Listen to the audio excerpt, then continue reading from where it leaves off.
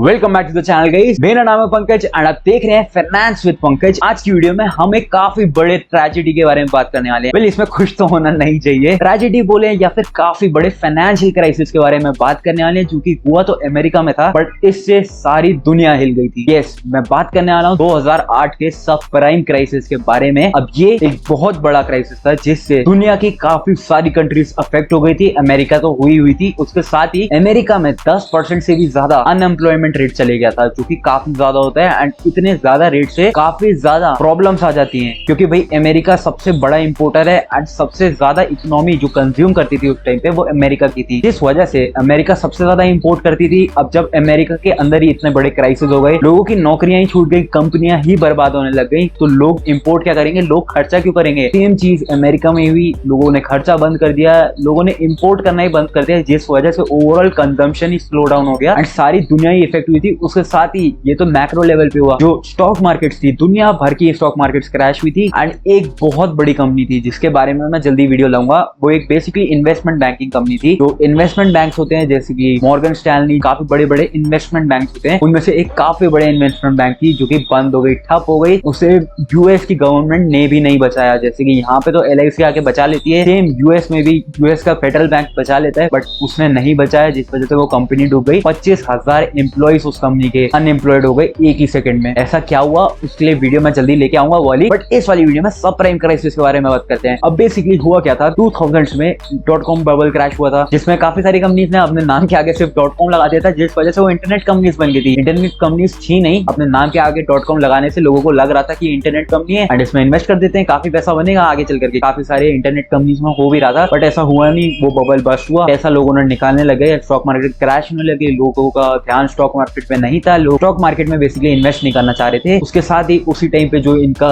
US में, basically US की बात कर रहे हैं, उस टाइम पे बेसिकली यूएस में जो इंटरेस्ट रेट चलते थे, जो बैंक इंटरेस्ट रेट देते थे, वो सिर्फ 1% के थे। तो भाई 1% का जब इंटरेस्ट रेट मिल रहा है तो कोई बैंक में अपने पैसे को क्यों सेव करेगा। उसके साथ ही जब आपको लोन लेना होता है इंडिया में, तो कम से कम कुछ पेमेंट आपको खुद करनी होती है, बची हुई पेमेंट बैंक करता है ना, मतलब 100% पेमेंट तो बैंक नहीं करता। बट उस टाइम पे यूएस में हो ये रहा था कि जो बाहर के फॉरेन बैंक थे ना, वो ऑलमोस्ट 100% फंडिंग कर दे रहे थे एंड लोगों को घर मिल जा रहे थे, लोगों का घर मॉर्गेज हो जा रहा था एंड फिर उनकी जो नॉर्मल किस्तें हैं वो चल रही थी। अब उससे हुआ क्या, जब ऐसा हो रहा था लोग लोन लेने लग गए, क्योंकि जो 1-2% का इंटरेस्ट रेट रहता है या फिर काफी लो इंटरेस्ट रेट रहता है, वो सब लोग पे कर लेते हैं उतनी ईएमआई। उससे हुआ ये कि डिमांड बनने लगी, तो जो यूएस में प्रॉपर्टी रेट से या फिर लैंड के रेट से वो काफी ड्रास्टिक तरीके से, काफी रैपिड तरीके से इंक्रीज होने लगे। अब जब घरों के रेट इंक्रीज होने लगे तो और लोगों को भी पता लगा, सिमिलरली बहुत सारे लोगों ने लोन लेने लग गए। अब जब काफी सारे लोग लोन लेने लग गए तो हुआ एक टाइम पे ऐसा कि जो बैंक थे उन्होंने काफी सारे जो क्रेडिट वर्दी लोग थे उनको लोन दे दिए थे। बट अब बैंक अकेला तो एक है नहीं ना, वहाँ पे भी तो कई सारे बैंक होंगे जैसे यहाँ पे होते हैं। तो ऐसे ही कुछ बैंकों ने सब प्राइम टाइप ऑफ लोन देने लगे। अब सब प्राइम क्या होता है, सब प्राइम बेसिकली ये होता है कि जो लोग क्रेडिट वर्दी नहीं भी होते ना, उनको भी लोन दे दिया। बट उनको लोन देने के में शर्तें ये लगा दी कि उनको जो इंटरेस्ट रेट देना था ना वो काफी ज्यादा था नॉर्मल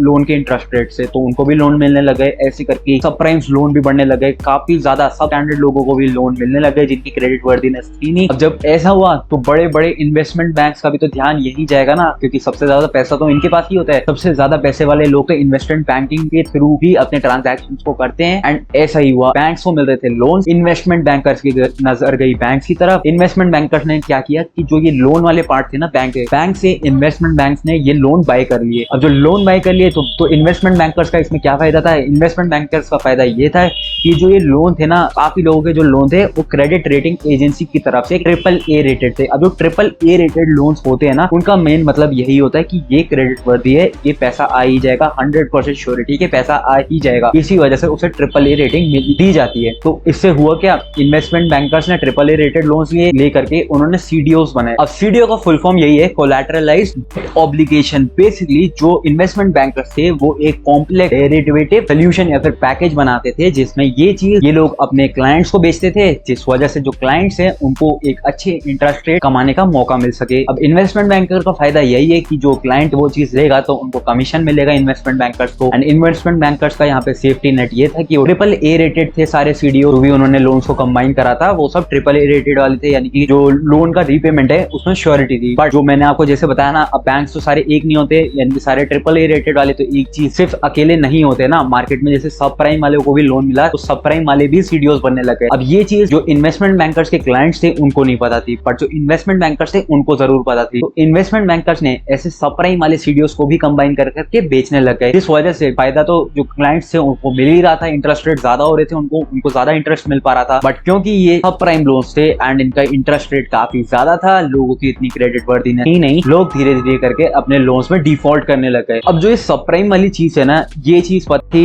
इन्वेस्टमेंट बैंकर्स को। अब इन्वेस्टमेंट बैंकर्स होते हैं बहुत ही ज्यादा रिच लोग, इसे आप ऐसे ही समझ सकते हैं कि इन्वेस्टमेंट बैंकर्स होते हैं काफी रिच लोग जिनके कनेक्शंस काफी सॉलिड रहते हैं। एंड इसी वजह से ये जो रिच लोग होते हैं, जो इन्वेस्टमेंट बैंकर्स होते हैं, इन्होंने क्रेडिट रेटिंग एजेंसी से अपने टाई अप कर लिए थे, जिस वजह से ये जो सब प्राइम वाले लोन है ना, इन्हें भी हाई रेटिंग मिलती थी, AAA AA रेटिंग मिलती थी, जिस वजह से जो इन्वेस्टमेंट बैंकर से क्लाइंट्स थे ना, उनको कॉन्फिडेंस रहता था कि ये वाले लोन्स में भी इनको घाटा नहीं होगा, इनको ये लोग अपने पैसे चुका देंगे, जिस वजह से जो ओवरऑल इंटरेस्ट रेट या फिर जो फायदा है वो इनको मिलेगा। जिस वजह से जो इन्वेस्टमेंट बैंकर्स थे वो कम पैसों में सब प्राइम लोन्स का कलेक्शन बना के सीडीओस बना रहे थे एंड ज्यादा पैसों में इनको बेच रहे थे, इनको अपना कट मिल रहा था, इनको लग रहा था कि इनका जो प्राइसिंग, इनका जो पैसा है वो बढ़ेगा, बट ऐसा हुआ नहीं। अब इसमें एक और एंट्री आ जाती है AIG। अब आपने इंडिया में AIG को सुना होगा, टाटा मोटर्स। AIG जो इनका इंश्योरेंस बेसिकली होता है टाटा मोटर्स के थ्रू, वो AIG कंपनी के साथ टाई अप करके है। AIG गाइस अमेरिका की सबसे बड़ी इंश्योरेंस एजेंसी है, जिसका फुल फॉर्म है अमेरिकन इंटरनेशनल ग्रुप। ये बेसिकली हर तरीके की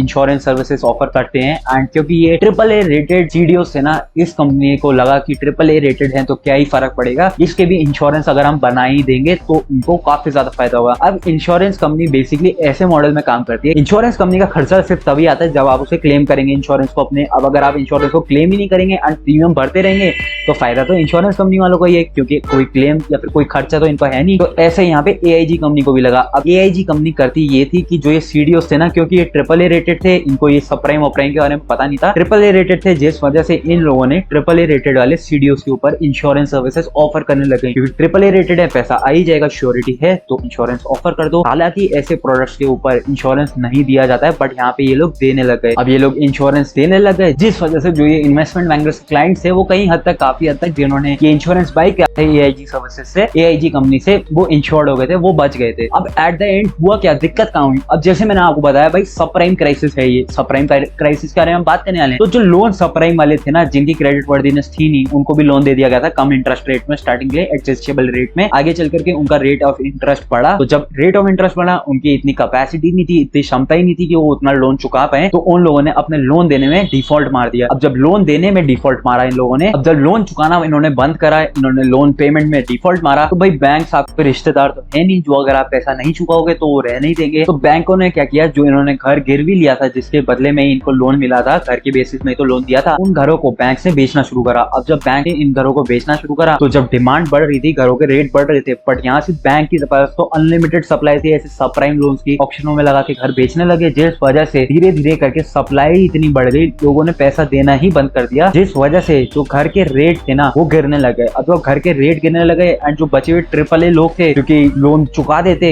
उन लोगों ने भी क्या सोचा, मेरे घर की कीमत ही इतनी गिर गई है कि लोन का वैल्यू क्यों दे। अगर उन्होंने घर की जब कीमत 1 करोड़ रुपए थी, उस टाइम पे लोन लिया था, तो लोन तो 1 करोड़ पे बना, बट अगर उस घर की कीमत ही 20 लाख 20 लाख पे आ गई, तो भाई वो बचे हुए 80 लाख रुपए की पेमेंट क्यों करेगा। तो जिस वजह से जो AAA वाले लोग थे, उन्होंने भी भाई डिफॉल्ट मारना शुरू करा एंड ओवरऑल इनकी इकोनॉमी एक तरीके से कोलैप्स मार गई। लोगों ने पेमेंट बंद कर दी देना, बैंकों ने घरों को ऑक्शन में दिया, ऑक्शन की वजह से इतनी ज्यादा सप्लाई हो गई, इतने उनके घर की कीमतें गिर गई, जिस वजह से लोगों ने लोन की पेमेंट बंद कर दी। अब जब लोन की पेमेंट ही बंद हो गई, बैंकों का काम तो सारा पैसा आने से ही चलता है ना, मतलब क्रेडिट क्रिएशन या फिर मनी क्रिएशन तभी होता है ना, जब एक बंदे को लोन देकर के उसके इंटरेस्ट की मदद से थोड़ा और पैसा मिला करके अगले बंदे को लोन दिया जाए, तभी तो पैसा क्रिएट भी होता है। ऐसा होना बंद हुआ, जब ऐसा होना बंद हुआ, अब जो सीडीओस की वैल्यू वो गिरने लग गई, सीडीओस की वैल्यू गिरने लग गई, तो जो इन्वेस्टमेंट मतलब जो क्लाइंट्स थे इन्वेस्टमेंट बैंकर्स के, जिन्होंने इंश्योरेंस ले रखा था, उन्होंने इंश्योरेंस क्लेम करने लग गया। जब इंश्योरेंस क्लेम होने लग गया, तो भाई AIG को तब पता भाई ये क्या कर दिया उन्होंने, इतने सारे इंश्योरेंस बांट दिए एंड इतने सारे सीडीओस डिफॉल्ट होने लग गए, जिस वजह से ये सारा एक्सपेंस AIG को भरना पड़ा एंड ये टोटल $99 बिलियन का था उस टाइम पे, 2008 के टाइम पे। अब इन्वेस्टमेंट बैंकर्स तो काफी सारे लोन्स को इकट्ठा करके सीडीओस बना रहे थे ना, एंड वो सारे जो लोन थे जो इकट्ठा कर रहे थे वो सब प्राइम लोन थे एंड वो बेचने के लिए सारे इकट्ठा कर रहे थे। अब सारे तो एक साथ उनके बिके नहीं होंगे, तो जो काफी सारे लोन्स इनके पास बच गए थे ना, उनकी कीमतें सारी जीरो हो गई एंड वो सारा घाटा इन्वेस्टमेंट बैंकर्स का हुआ। एंड एट द एंड एक ऐसा इन्वेस्टमेंट बैंकर था जो कि अपने आप को नहीं बचा पाया। बाकी जो दूसरे इन्वेस्टमेंट बैंकर्स थे, अमेरिका में बेसिकली कई 5 सबसे बड़े इन्वेस्टमेंट बैंक थे उस टाइम पे, इसमें से एक सबसे बड़ा इन्वेस्टमेंट बैंक फेल हो गया था एंड जो बचे हुए इन्वेस्टमेंट बैंक थे ना, उन्हें अमेरिका के बैंक ने एक्वायर कर लिया था। एंड ऐसी काफी सारी बड़ी कंपनीज थी उस टाइम में, तो सारी बर्बाद हो गई एंड उनको भी उनके बड़े बड़े कंपनीज ने एक्वायर कर लिया था काफी कंपनीज को काफी कम प्राइसेस में। एंड अगर अमेरिकन गवर्नमेंट चाहती तो वो इतनी बड़ी वाले जो इन्वेस्टमेंट बैंकर फेल होना उसे भी बचाती, जिस वजह से 25,000 एम्प्लॉय जो थे वो अनएम्प्लॉयड नहीं होते। बट ऐसा अमेरिकन गवर्नमेंट ने नहीं करा, जिस वजह से वो कंपनी फेल हुई। कंपनी फेल होने के बाद बैंक्रप्सी में चली गई। अब ये कौन सी कंपनी थी इसके बारे में तो मैं नेक्स्ट वीडियो में बात करूंगा। जिस कंपनी को अमेरिकन गवर्नमेंट ने उस टाइम पे बचाया ना, वो कंपनी थी AIG। यस, तो 99 बिलियन डॉलर जिस कंपनी को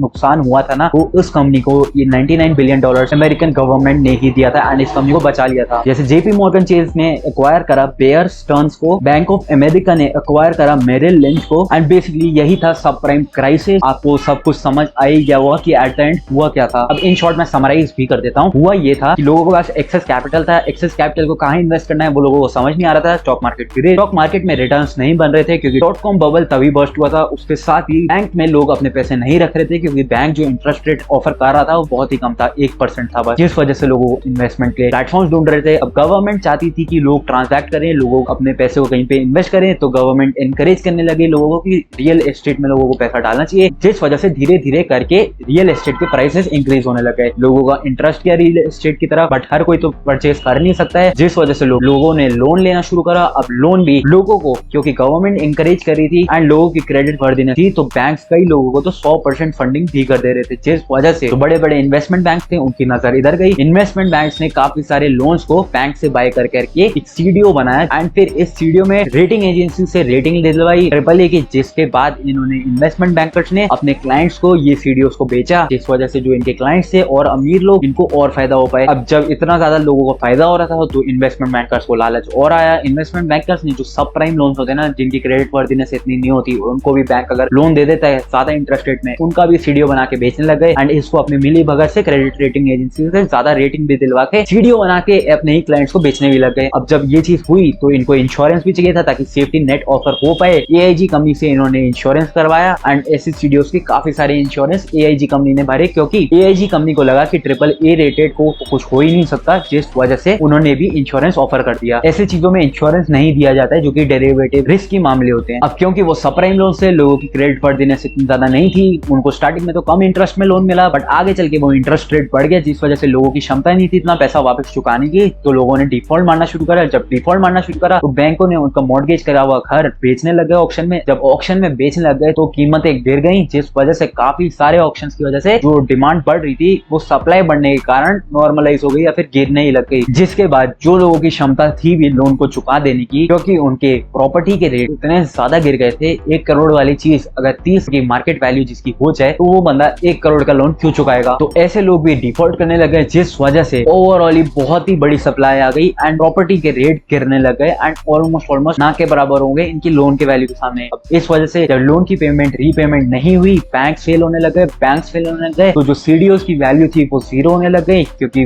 वो सारे तो कंबाइंड लोन का ही पैसा था ना, जिस वजह से बैंक्स फेल होने लग गए एंड जिन लोगों ने सीडीओ लिया था उन लोगों की वैल्यू भी जीरो हो गई। बट काफी लोगों ने इंश्योरेंस ले रखा था, तो इंश्योरेंस जब क्लेम करा तो AIG कंपनी से क्लेम करा। अब AIG कंपनी ने ऐसा सोचा ही नहीं था कि इतने सारे इंश्योरेंस को पास करना पड़ेगा क्लेम्स को, जिस वजह से इनको काफी ज्यादा नुकसान हुआ एंड इनके नुकसान की भरपाई तो बैंक, इनके नुकसान की भरपाई तो गवर्नमेंट नहीं करती, बट जो ऐसी इन्वेस्टमेंट बैंकर एक था उसकी भरपाई नहीं हो पाई, वो इन्वेस्टमेंट बैंकर फेल हो गए, जिस वजह से ओवरऑल इकोनॉमी ही इनकी एट द टाइम क्रैश हो गई, जिस वजह से दुनिया भर में ये क्राइसिस फैला एंड यही था पूरा सब प्राइम क्राइसिस 2008 का, जिससे पूरी दुनिया इफेक्ट हुई थी। ये वीडियो कहीं भी पसंद आई हो वीडियो को सबसे लाइक करना, चैनल को देना सब्सक्राइब, ऐसी ही और वीडियोस देखने के लिए मेरे चैनल को सब्सक्राइब करना मत भूलना एंड गाइस प्लीज अपने फैमिली एंड फ्रेंड्स के साथ मेरे चैनल को शेयर कर देना ताकि अपने सब्सक्राइबर थोड़े बढ़ पाए एंड इस चैनल पे एक बड़ी कम्युनिटी बिल्ड हो पाए। मिलता हूं बहुत जल्दी कोई न्यू वीडियो के साथ, टिल देन बाय गाइस।